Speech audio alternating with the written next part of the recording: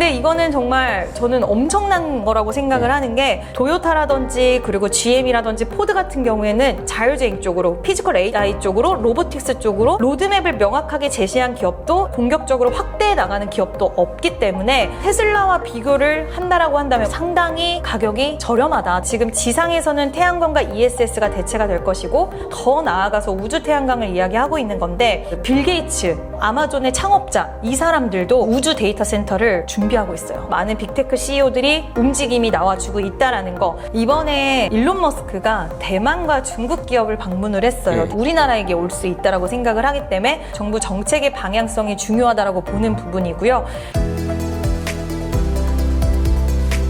이제 네 번째 질문으로 넘어가겠습니다. 현대차에 대한 질문, 이거를 안 드릴 수가 없을 것 같아요. 왜냐면 저도 사실 오늘 나올 질문, 앞으로도 나올 질문들까지 다 합쳐가지고 가장 궁금한 부분 중에 하나거든요. 그리고 많은 투자자분들이 궁금해하십니다. 왜냐면 저도 질문을 되게 많이 받아봤는데 현재 현대차가 자동차 대표주로서의 현대차는 상당히 과거에 둔한 흐름들을 보여줬지만 CES 2026 이후에 현대차는 로보틱스에 대한 밸류를 더 받아야 된다 라는 그런 어떤 글로벌 투자자들의 관점까지도 생겨버려서 사실 굉장히 연초에도 많이 올랐잖아요, 현대차가. 네. 근데 최근에는 다시 좀 조정이 나오고 있습니다. 그래서 현재 조정이 나오는 것이 단순히 숨 고르기인지 아니면 다시 사이클 상의 정점을 찍고 조정이 나오는 건지 이 부분을 궁금해하세요. 그래서 아틀라스 스토리가 이미 주가에 반영되고 완전히 빠지는 거냐, 아니면 다시 중장기적으로 다시 평가를 받을 수 있는 부분이 있는 것이냐, 이 부분에 대한 답변을 좀 듣고 싶습니다. 저는 충분히 평가를 받을 수 있다라고 생각을 하고 있는데 그 이유에 대해서 좀 설명을 드리면, 일단 첫 번째는 우리가 조정이 나왔다라고 이야기를 하지만 결국 하방에 대한 가격 라인들은 계속 지지를 하면서 조정을 받고 있어요. 그럼 그만큼 한번 탄력이 나왔다가 그대로 떨궈지면서 기대감이 바로 꺼지는 게 아니라 한번 탄력이 나오고 말 그대로 숨 고르기. 이제 주가가 단기적으로 올라왔기 때문에 다음 탄력을 받기 위해서 약간의 쉬어가는 구간이 저는 맞지 않나라고 보고 있고요. 그 이유에 있어서는 이제 로봇에 대한 밸류를 이제 받기 시작을 했어요. 이제 초입 구간이라서 물론 본업단이 가장 중요하다라는 이야기도 있기는 하지만 지금 본업 같은 경우에는 전기차 시장이 둔화될 수 있다라는 부분들은 누구나 다 알고 있었던 부분이고, 현대기아차가 잘하는 건 하이브리드 차량인데 요즘 미국 쪽에서 이제 패밀리카 쪽으로는 하이브리드 차량이 대한 선택을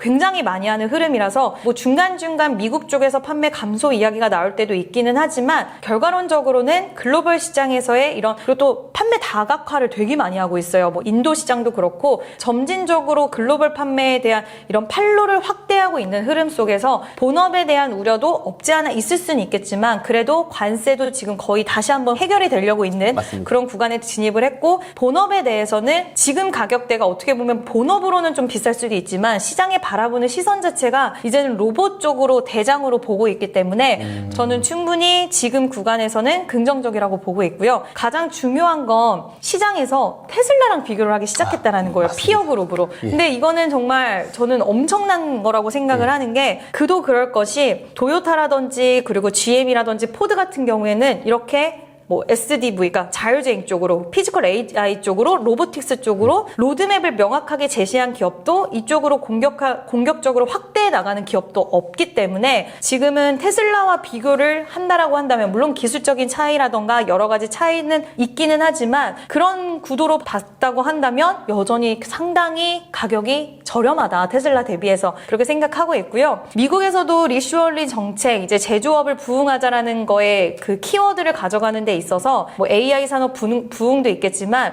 로봇 산업을 육성하려고 해요. 왜냐하면 결국 절감에 대한 효과를 가져가야 되는 부분도 있기 때문에, 그랬을 때 트럼프가 이번에 AI 다음으로 로봇을 행정명령 관련된 서명이 있을 것이다라는 이야기가 지난 연말에 나왔는데 아직 구체적으로 나오지 않았기 때문에 이 재료도 저는 살아있다라고 보고 있고요. 보스턴 다이내믹스가 이번에 영상 공개한 거 보니까 CES보다도 훨씬 능력치가 향상했더라고요. 더블링하고 네.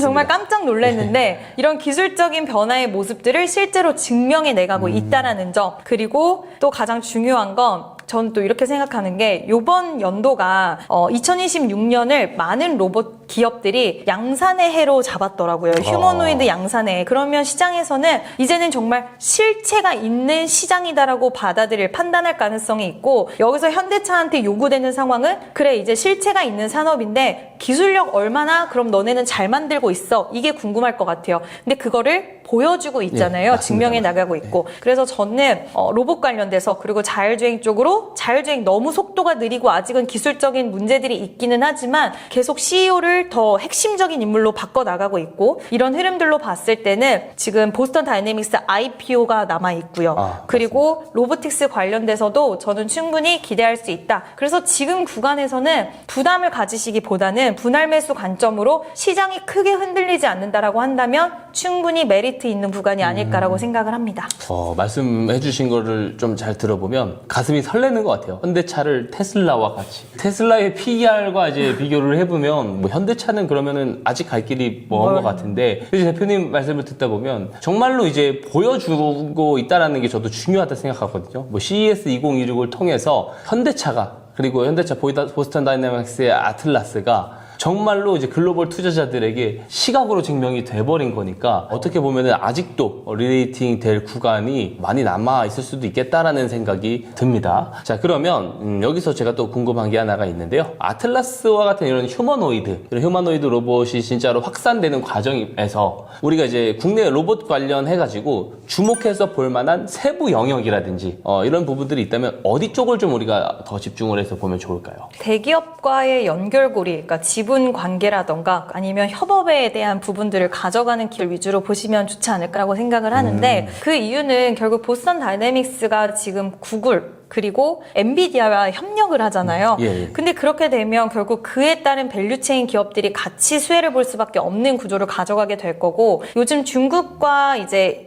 미국이 긴장 상태, 갈등 상태가 뭐 전화 통화했다라고는 하지만 여전히 그들의 관계는 불편함이 남아 있고 그렇게 됐을 때 이번에 휴머노이드 로봇을 중국 기업들 중에서는 한 160개 기업이 휴머노이드 로봇을 만들 수 있는 능력치가 있대요. 그럼 미국 입장에서는 그게 별로 보기 싫을 것 같아요. 그렇게 됐을 때 중국의 부품이 저렴하긴 하지만 대량 양산을 하면서 중국의 공급망을 대체할 수 있는 한국 기업이 어디가 있을까를 한번 선택지를 넓히지 않을까라고 생각이 들어서 우리나라 로봇 기업들이 예전에는 기술력은 좀 있을 수 있지만 그들이 과연 대량 양산을 할 수 있어라는 그런 물음표와 꼬리표가 항상 있었지만 요즘은 자동차 기업들이 로봇주로 변모를 많이 했잖아요.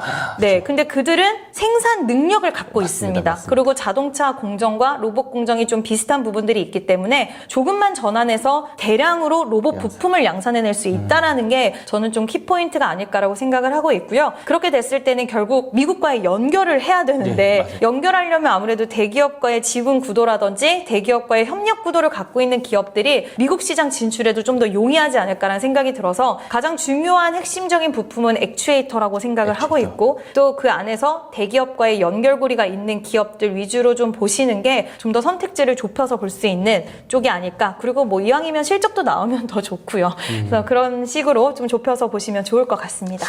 정리를 또 깔끔하게 해주셔가지고 말씀하신 대로 사실은 지금은 뭐 값싸게 대량 양산을 해가지고 이제 공급자를 선택을 하는 게 아니고 정말로 중국과는 이제 조금 더 미국이 결별할 결심을 갖고 있다 보니까 오히려 좀 신뢰할 수 있는 주체에서 또 대량 공급이 가능할 수 있는 기업들 또 대기업과 지분이 연결이 되어 있는 기업들을 잘 보면 좋겠다 이렇게 말씀을 좀 해주셨습니다.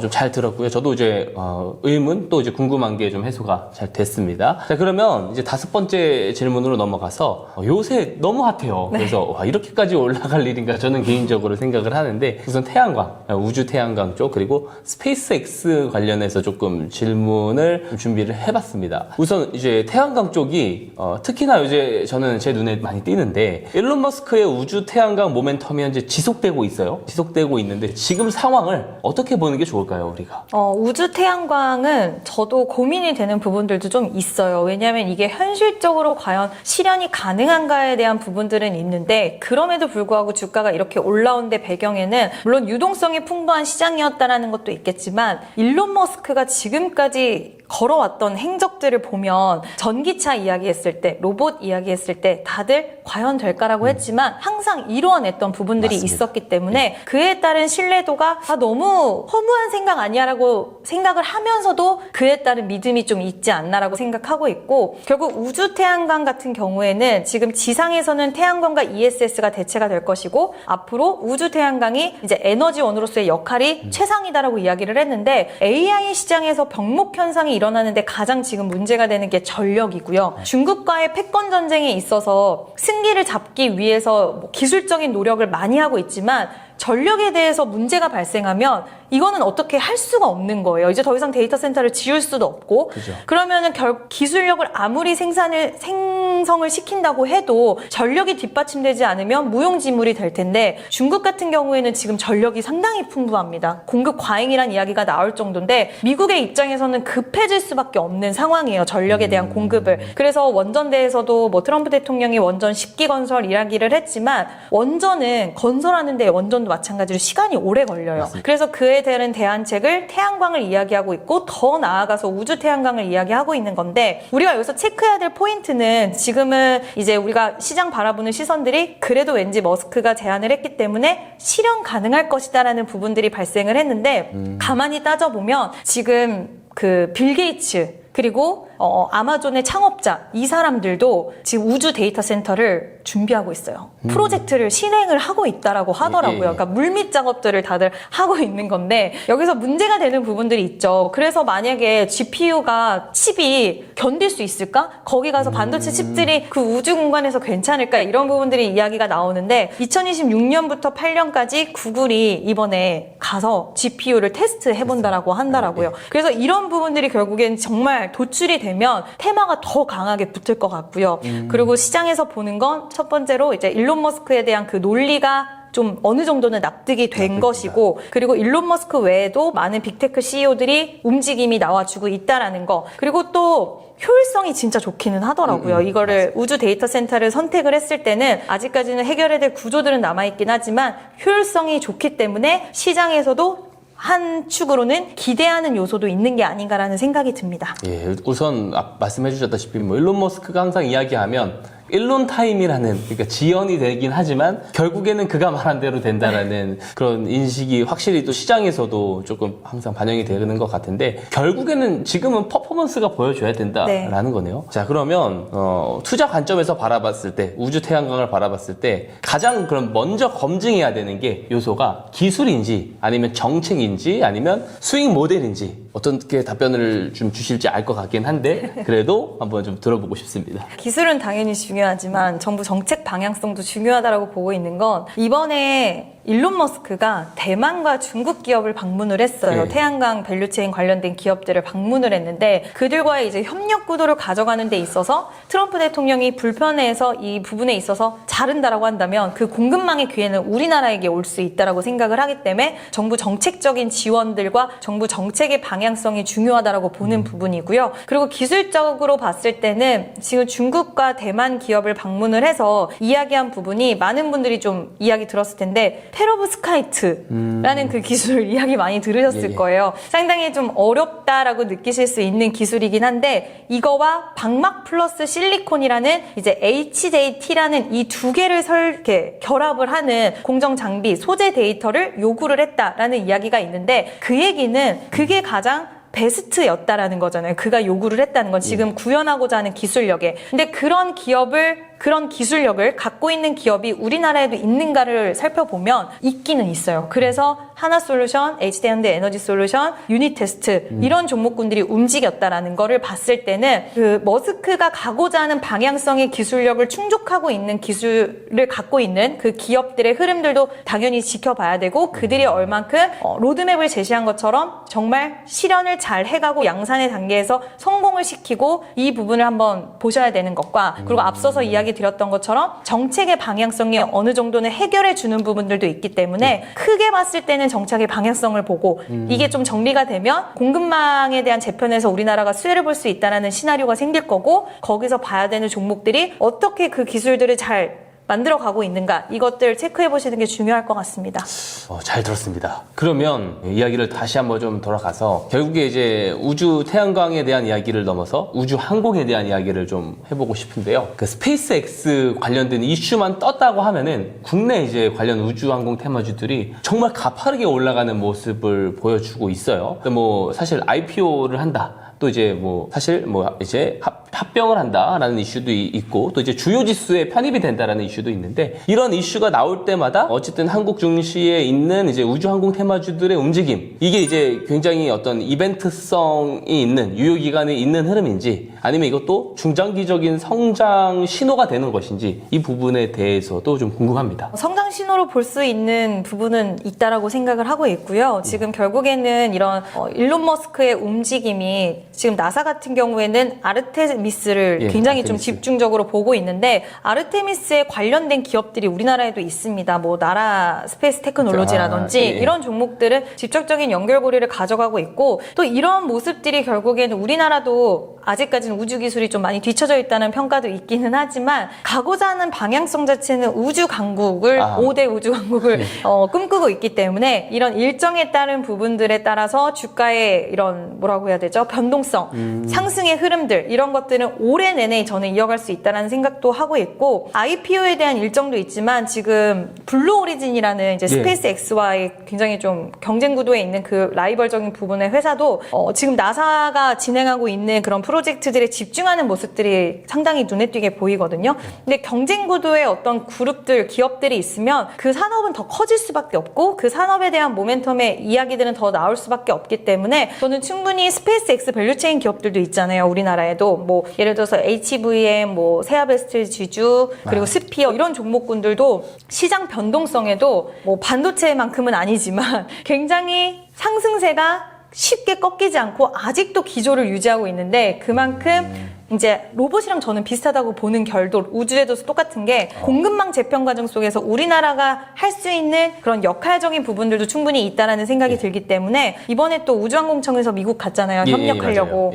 이런 부분들 저는 충분히 긍정적으로 보셔도 좋지 않을까라고 생각을 합니다. 좋은 말씀 해주셨습니다. 이게 대부분 이게 이야기를 해주시면 우주항공 테마는 딱 이렇게들 말씀을 해주시더라고요. IPO 그러니까 스페이스X가 IPO 되면 그땐 세론이야 이렇게 말씀을 해주셨는데 좀 구조적인 이야기들을 조금 더 자세하게 해주신 것 같습니다. 자, 그럼 이제 마지막 질문을 좀 앞두고 있는데요. 사실 대표님께서 뭐 이것저것 정말 잘 아시는 것 같아요. 뭐 현대차를 물어봐도 반도체를 물어봐도 태양광 쪽을 물어봐도 정말 다양한 이제 지식을 가지고 답변을 해주시고 계신데 1월 시장 흐름을 보셨을 때 대략적인 강세 업종이 어디가 될 거다 앞으로 어디가 될 거다 이런 것들도 좀 파악이 되실 것 같거든요. 그래서 2026년에 주목할 수 있는 유망 섹터를 좀 이야기를 해본다면 어디가 조금 유망 섹터로 보시는지 한번 궁금합니다. 굉장히 어려운 질문인 것 같아요. 왜냐면 최근에 다 올라왔기 때문에 그쵸? 이제는 뭐 소비주들까지도 올라오고 다 너무 올라와서 좀 고민이 많이 되기는 하는 부분인데 이제 산업적인 부분이라고 보기엔 좀 어렵긴 하겠지만 최근에 주가 흐름들이 다 너무 좋아서 이제 저도 고민이 되고 단기 과열권에 들어간 섹터들이 많은데 그나마 좀 덜 움직인 쪽을 보면 요즘 소비주들까지 다 가고 있는데 정말 시장의 유동성이 더 풍부해지고 이제 섹터에 대한 확산 흐름이 더 공공연해진다라고 했을 때는 상대적으로 좀 덜 오른 쪽이 엔터와 그리고 게임주들이 좀 덜 가기는 했어요. 그래서 이게 어떻게 보면 산업 구조적으로는 이제 앞에서 뭐 반도체, 로봇 다 너무 많이 다뤘고 다 긍정적으로 계속 봐야 되는 섹터이긴 하지만 아직 고개를 바닥권에서 잘 많이 못 들었는데 이제 실적에 대한 변모가 좀 2026년부터 될 수 있는 쪽이라고 생각이 들어서 그쪽 보시면 좋을 것 같고요. 그리고 더 상대적으로 시장에서 좀 요즘에는 분위기가 안 좋았던 제약바이오 쪽도 제약바이오 쪽도 요즘 좀 분위기가 많이 안 좋아요. 근데 제약바이오 쪽도 만약에 미국 쪽에서 금리 인하 캐비넛이라는 그 인물이 금리 인하 쪽으로 좀 더 공격적인 스탠스가 나온다라고 한다면 충분히 제약바이오 쪽도 하나의 빅딜이 나오고 또 3월 달에도 학회 있고 4월 달에도 AACR 학회가 있고 그러다 보면 코스닥 활성화 정책이 나오면 분명히 시가총액 상위 종목들에게 돈이 들어가야 되는데 그러면 2차전지랑 바이오거든요. 그러면 그 두 섹터는 저는 괜찮지 않을까. 그래서 코스닥 시장의 활성화 정책을 기대한다면 2차전지와 바이오 쪽도 한번 보셔도 좋지 않을까라고 생각합니다. 그럼 결국에는 이제 바이오의 어떤 다시 상승 내러티브가 만들어지기 위해선 코스닥 활성화 정책에 대한 부분들을 좀 보면 된다라고 말씀해 주신 것 같고요. 엔터도 이제 좀 주목을 해볼 만하지 않나 이렇게 이야기를 해 주셨어요. 말씀하신 대로 3월 20일에 거대한 이제 그룹이 또 컴백을 하잖아요. BTS가 또 컴백을 하고 그런 부분들이 있기 때문에 대표님 말씀을 듣고 한번 좀 잘 고민을 해보셨으면 좋겠습니다. 진짜 마지막 질문입니다. 네. 지금 시장에서 가장 중요한 체크 포인트를 딱 하나를 꼽아 주신다면 어떤 것들을 우리가 좀 체크를 해보면 좋을까요? 물론 수급적으로 최근에 보면은 외국인과 개인 투자자분들이 상당히 반대되는 성향을 매일매일 가져가고 계시더라고요. 뭐 스마트 머니를 지금 저는 개인 투자자분들 볼 때마다 가장 그 단어가 많이 떠오를 정도인데 빠질 때 사시고 올라올 때 팔고 이런 스탠스를 잘 가져가고는 계시는 것 같아요. 근데 지금 시장에서는 두 가지의 포지션을 갖고 가면 좋다라고 생각하는 부분은 뭐 이미 나는 탑승을 못했어요 하시는 분들도 계시겠지만 정말 구조적인 산업적인 성장을 해 나갈 수 있는 쪽들 예를 들어서 뭐 반도체라든지 그리고 현대차라든지 이런 쪽의 종목들 에너지 관련된 기업들 뭐 AI 관련돼서 전력 병목 현상 하면 우리가 전력기기 생각이 나실 거고 돈을 잘 벌고 있잖아요 상당히 그런 기업들은 계속해서 홀딩하시고 끌고 가시는 전략이 저는 맞다라고 보고 있고요. 그리고 또 남은 일부의 자금에 있어서는 단기적인 수급을 이용해서 단기 매매를 또 즐겨 하시는 분들 계세요. 근데 요즘 시장이 이렇게 과열되고 앞으로도 뭐 우상향 기조는 이어질 수는 있겠지만 변동성에 사고팔고 하시다 보면 이게 남는 게 또 많이 없으실 수도 있거든요. 그래서 항상 이 부분 두 가지의 법칙으로 끌고 가는 섹터, 산업, 종목을 가져가시고 한쪽으로는 좀 내가 그래도 약간 이런 쪽은 든든하긴 하지만 변동성을 즐길 수 없다라는 생각이 드실 때는 일부 자금은 약간의 트레이딩도 하시면서 지금 시장에서 주목받는 섹터를 매매를 해보시는 것도 좋다. 다만 너무 이쪽에 집중되다 보면 변동성에 견디기 힘들고 열심히 한 것 같은데 남는 건 없는 경우들도 있을 수 있으니 두 가지의 전략을 갖고 가시는 게 가장 베스트가 아닐까라고 생각을 합니다. 정석적인 답변이었던 것 같습니다. 정말 좋은 말씀을 끝까지 잘 해주셨어요. 제가 많은 질문들을 좀 준비했다고 생각을 하는데 정말 시원스럽게 그리고 뒤에 정말 꽉꽉 꽂힙니다. 정말로 답변을 시원하게 좀 잘 해주신 우리 이지은 대표님 오늘 인사이트 정말 잘 들었습니다. 잘 들었고 많은 분들께 저는 도움이 되셨을 거라고 의심하지 않습니다. 그렇게 생각이 들고요. 정확하게 잘 집어서 말씀을 해주셨습니다. 만약에 다음에 제가 출연 제의를 드리면 또 나와주실 수 있는지 약속을 받고 싶습니다. 콜입니까? 그럼요. 언제든지 불러주시면 최대한 풍부하게 만들어서 인사이트 많이 전달해 드리도록 하겠습니다. 예, 약속을 받았습니다. 자, 근데 아쉽지만 우리 이지스탁의 이지은 대표님은 여기서 보내드리도록 하겠습니다. 대표님 감사합니다.